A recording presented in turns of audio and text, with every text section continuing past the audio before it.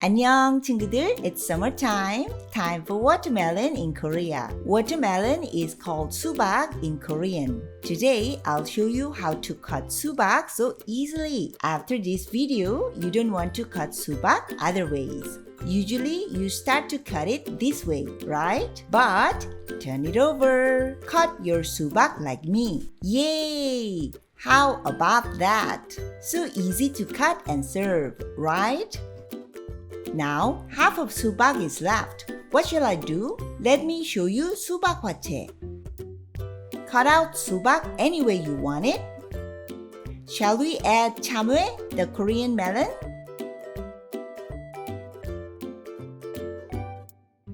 Done! So easy and yummy!